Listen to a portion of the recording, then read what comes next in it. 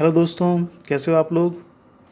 दोस्तों आज हम बात करने वाले हैं थ्योरी ऑफ वेजेस में मॉडर्न थ्योरी ऑफ वेजेस की, जिसको हम demand and supply theory of wages बोलते हैं।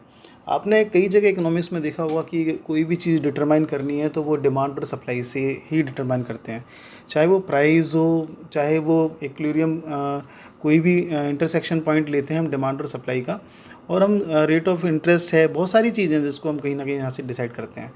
तो उसी बेसिस पे यहाँ पे मॉडर्न थ्योरी ऑफ वेजेस भी है, जिसमें कि वेजेस डिटरमाइन करने का तरीका यहाँ पे ये बता रखा हुआ है कि डिमांड और सप्लाई आप जो भी इंटरसेक्शन इक्विलिब्रियम पॉइंट निकालें और वहाँ से डिमांड एंड सप्लाई को आप एस्टैब्लिश करें। तो दोस्तों देखते हैं कि इस थ्योरी में क्या क्या है। जब हम बात करते हैं कि वेजेस कैसे फाइंड आउट करना है, तो इसके लिए सीधे सीधे बोलते हैं कि वेजेस जो है वो क्या है, इक्विलिब्रियम पॉइंट, जो मैंने बताया कि वो इक्विलिब्रियम पॉइंट है जहाँ पे demand for labour is equals to supply of labour. This is the point where demand for labour is equals to supply of labour. तो ये जो डिमांड और लेबर का जो इंटरसेक्शन पॉइंट आएगा, ये जो जब जहाँ पे बराबर होंगे वही हमारा वेजेस डिटरमाइन हो जाएगा, है ना। वही चीज़ हमारी वेजेस डिटरमाइन हो जाएगी। जैसे अगर डिमांड आ रही है, आप डिमांड करोगे कि भाई मुझे एक लेबर चाहिए जिसको मैं 200 रुपये दूंगा पर डे के। कोई बंदा बोल रहा है नहीं 500 रुपये पे, तो यहाँ पे इक्विलिब्रियम सेट हुआ क्या? इक्विलिब्रियम सेट नहीं हुआ। ये जनरली यही होता है। फिर आपने बोला, आपने बढ़ा दिया 300 रुपये कर दिए, सामने वाले बंदे ने बोला नहीं 400, आपने बोला इक्विलिब्रियम सेट हुआ? नहीं हुआ। फिर आप बोलते हैं ना ना चल तेरी ना मेरी, एक काम कर ले 350 रुपीज़ पे डन कर लें, 350 रुपये जो है वो ले लेना और काम कर लेना। तो ये जो बार्गेनिंग का जो प्रोसेस है और जो ये जो डिमांड और सप्लाई का जो फैक्टर है जिसको एक डिसाइड करता है ना, वही 350 ना वो है ना तेरी ना मेरी, चल 350 रुपये में हम डिसाइड कर लेते हैं। That is the intersection point. और उस इंटरसेक्शन पॉइंट को, इस इक्विलिब्रियम पॉइंट को हम लोग वहाँ पे बोलेंगे कि ये 350 रुपये हमारी वेजेस हो गई।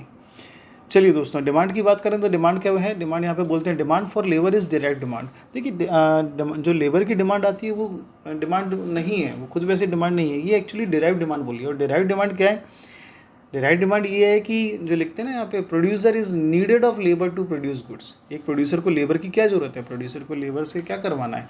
देखो, कोई भी प्रोडक्ट की अगर डिमांड आएगी, है ना, जैसे अगर ये मान के चलो कि मतलब मास्क बनाने की अगर डिमांड आ रही है, तो ऑब्वियस सी बात है कि मास्क की डिमांड आ रही है तो मास्क से रिलेटेड लेबर। सैनिटाइज़र की डिमांड आ रही है तो सैनिटाइज से रिलेटेड वो लेबर की ज़रूरत होगी जो सैनिटाइज़र बना सकती है। तो ज़्यादा से ज़्यादा लेबर वो जो सैनिटाइज़र बना सकती है वो मतलब कहीं ना कहीं प्रोड्यूसर जो है वो एंगेज करना चाहेगा, है ना। अगर पत्थर कटिंग की अगर आ रही है तो वो लेबर जो पत्थर को काटना जानती है। अगर कोई गेहूं की आ रही है, राइस की आ रही है, कुछ भी, तो अगर प्रोडक्ट की डिमांड आ रही है, मतलब एक्चुअली जो है यहाँ पे लेबर की डिमांड नहीं है, एक्चुअली प्रोडक्ट की डिमांड है। यहाँ पे ये बताने चाहे कि वो प्रोडक्ट की डिमांड है और उस प्रोडक्ट की डिमांड की वजह से ही लेबर की डिमांड है। तो जो प्रोडक्ट होगा ज़्यादा पॉपुलर और उसी के साथ साथ उसका जो लेबर है, लेबर की भी डिराइव्ड डिमांड निकल के आएगी। मतलब एक्चुअली में डिमांड होती है लेकिन वो जो डिमांड होती है वो डिराइव होके आती है, हम उसको बोलते हैं डिराइव डिमांड। हाँ जी, तो ये हो गया डिमांड के बारे में। डिराइव डिमांड के बारे में बोलते हैं आगे कि भाई demand for labour also depends on factors of production. काफ़ी बाकी जो फैक्टर्स ऑफ प्रोडक्शन है उसके बेसिस पे भी डिमांड, लेबर की डिमांड अफेक्ट करती है।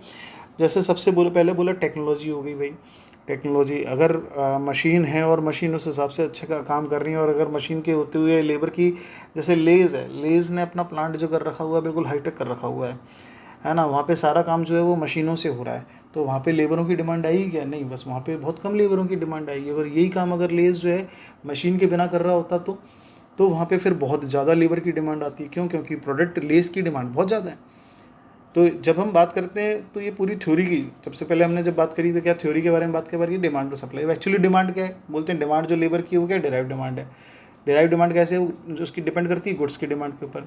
चलो जैसे लेस का एग्जांपल लिया, लेस की बहुत अच्छी डिमांड है, लेकिन लेस की डिमांड है तो क्या लेबर की डिमांड है वहाँ पे? नहीं, वहाँ पे टेक्नोलॉजी की, उन्होंने अपना काम टेक्नोलॉजी से चला लिया, है ना। Marginal revenue, productivity, rate of wages, मतलब एक जो है लेबर के ऊपर बहुत सारे फैक्टर काम करते हैं। रेट ऑफ वेजेस, कहीं ऐसी जगह पे जाके फैक्ट्री लगाना पसंद करोगे जहाँ पे लेबर बहुत सस्ती होगी। आप मेट्रो सिटीज़ में फैक्ट्री लगाओगे, वहाँ पे बहुत लेबर महंगी मिलने वाली है आपको।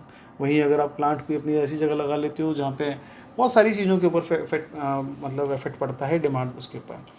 अब दोस्तों सप्लाई के बारे में बात करते हैं। कहते हैं supply of labour is mean the number of workers ready to, मतलब बात समझे क्या एक्चुअली में सप्लाई, ये चीज़ आप कई बार देखेंगे, आपको कई जगह मिलेगी। सप्लाई ऑफ लेबर क्या, सप्लाई ऑफ लेबर वो है वहाँ पे जहाँ पे workers ready to work at the existing wage rate, उतना रुपए मिल रहे हैं। अब जैसे 200 रुपये मैंने बोला, 200 रुपीज़ पे करूँगा मैं, वही पर डे के, एक दिन के 200 रुपये वेज उसको पे करूँगा, लेकिन 200 रुपये पे कोई बंदा काम करने के लिए तैयार ही नहीं है। तो सप्लाई ऑफ लेबर होगी क्या, नहीं होगी साहब, बिल्कुल नहीं होगी। अच्छा, मैंने बोला 300 रुपये पे, तो 300 रुपये पे पता पड़ा कि केवल 10 वर्कर हैं जो काम करने के लिए तैयार हैं। तो एक्चुअली में यहाँ पे सप्लाई से रिलेटेड देखा गया क्या, जहाँ पे की वर्ड्स हैं क्या, workers ready to work at the existing wage rate, है ना। तो वो वर्कर्स जो काम करने के लिए तैयार हैं एग्जिस्टिंग वेज रेट पे। अब अगर कोई बंदा बोल रहा है कि नहीं भैया मैं तो 500 रुपये कम से कम काम करूँगा ही नहीं, मुझे अगर 500 रुपीज़ से मिलेंगे तो काम करूँगा, नहीं तो नहीं काम करूँगा। तो साइकोलॉजी अगर ये सेट हो गई तो कि मुझे 500 रुपीज़ से कम, आप देखो ना कई हमारे मतलब इकोनॉमी में बहुत सारे MBAs इंजीनियर, मतलब बहुत अच्छे एजुकेटेड लोग हैं, और वो एजुकेटेड लोग हैं वो अनएम्प्लॉयड हैं। अनएम्प्लॉयड क्यों हैं, क्योंकि अगर बाई चांस जॉब करने जाएंगे तो 10,000 रुपये मिल रहे हैं, 8,000 रुपये, 15,000 रुपये मिल रहे हैं। अब वो उनके बिलो स्टैंडर्ड है, वो सोचते हैं यार 15,000 रुपये में क्या सैलरी करूँगा मैं, क्या जो उसमें जॉब पे काम करूँगा मैं, इससे बढ़िया मैं काम ही नहीं कर रहा। Actually this is the psychological factor, जहाँ पे एक लेबर बोल देता है कि भाई मुझे अपने एग्जिस्टिंग वेज रेट पे काम करना है तो करना है, नहीं तो मैं वो काम नहीं कर रहा। फिर बाकी सप्लाई ऑफ लेबर पे भी बहुत सारी चीज़ों का इफेक्ट पड़ता है। कौन कौन सी चीज़ें हैं, सोशल, इकोनॉमिक, समाज कैसा है, सोसाइटी कैसी है। अब कई जगह सोसाइटी में कल्चर है भाई 15,000 रुपये मतलब मिलेंगे, और सोसाइटी में कल्चर है हाँ 15,000 रुपये मिल रहे हैं, जॉब कर ज्वाइन कर लो। तो ऑब्वियस सी बात है, किसी को शर्म नहीं लगेगी करने में कि भाई 10-15,000 रुपये में जॉब करनी है, ज्वाइन करनी है। इकोनॉमिक फैक्टर हो गया, पॉलिटिकल फैक्टर हो गया, इकोनॉमी ख़राब चल रही है, कोरोना का टाइम है साहब, इकोनॉमी ख़राब है, क्या जॉब, क्या सप्लाई ऑफ लेबर की बात करोगे आप।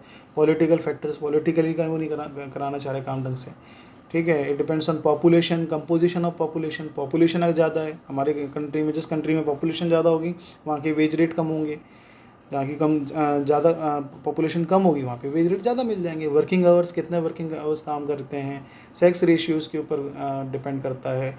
मेल ज़्यादा काम करने वाले हैं, फीमेल ज़्यादा काम, कंस्ट्रक्शन सेक्टर में मेल वर्कर्स भी हैं, फीमेल वर्कर्स भी काफ़ी कंट्रीब्यूट करती हैं।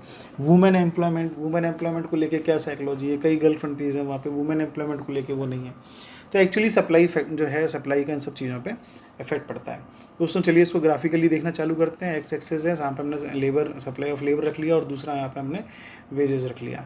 तो ये हमारा डिमांड का कर्व हो गया, और ये हो गया हमारा सप्लाई का। कहते हैं कि ये जो इंटरसेक्शन पॉइंट है, इस इंटरसेक्शन पॉइंट को ही हम वेजेस यहाँ पे मानेंगे, है ना। इक्विलिब्रियम वेज रेट, ये क्या हो गई हमारी, इक्विलिब्रियम वेज रेट हो गई। कौन सा वाला पॉइंट, ये वाला, है ना, ये जो ब्लिंक कर रहा है ना, ये वाला, जहाँ पे डिमांड और सप्लाई हमारा इंटरसेक्ट हो रहा है। कहते हैं ठीक है साहब, कहते हैं अगर डिमांड इंक्रीज़ हो जाए, अगर डिमांड इंक्रीज़ हो जाती है तो फिर क्या सिचुएशन आएगी। कहते हैं देखिए वेज रेट इंक्रीज़ हो जाएगी अगर डिमांड की डिमांड अगर जो है प्रोडक्ट की अगर इंक्रीज़ हो जाती है, तो वेज रेट जो कि पहले नीचे थी ना, अब वो वेज रेट देखिए इंक्रीज़ हो गई, ठीक है। और बाकी अगर हम बोलें कि डिमांड अगर हमारी डिक्रीज़ हो जाती है, तो ये देखिए वेज रेट हमारी ये हमारी वेज रेट डिक्रीज़ हो गई। इसको इसी तरीके से आप समझ सकते हो कि कैसे कैसे जो डिमांड अप्लाई हो रही है और उस डिमांड से सप्लाई का जो इंटरसेक्शन पॉइंट है, वो इंटरसेक्शन पॉइंट को कैसे वो कर रहे हैं। अच्छा, सप्लाई जो है, सप्लाई हमने इलास्टिक यहाँ पे ले रखी हुई है कि भाई मतलब ये मानते हैं कि सप्लाई मतलब प्रॉपर लेबर की है। तो यहाँ पे हम जो एजम्पशन है वो एजम्पशन ले लेते हैं कि लेबर की सप्लाई पे जब कोई इफेक्ट नहीं पड़ना, ना इंक्रीज़ होनी है ना डिक्रीज़ होनी है, वो सिचुएशन फिर अलग पहुँच जाती है। तो वो एक अलग एनालिसिस पार्ट है। बाकी तो जब हम बात करते हैं यहाँ पे, तो सप्लाई हमारी कांस्टेंट है, उतनी सप्लाई जितनी हमें चाहिए वो सब है। बाकी जब डिमांड अगर इंक्रीज़ हो रही है प्रोडक्ट की, तो उस पर वेज रेट कितनी हो रही है। बाकी डिमांड अगर डिक्रीज़ हो रही है तो उस पर क्या असर पड़ रहा है, यहाँ पर ये वीडियो जो है ना वो बताने की कोशिश कर रहा है। ठीक है बेटा, चलिए बेटा, थैंक्स अ लॉट। ये अगर वीडियो आपको पसंद आया हो तो इसको लाइक करें, शेयर करें, सब्सक्राइब करें। बाकी वीडियो देखने के लिए बहुत बहुत धन्यवाद।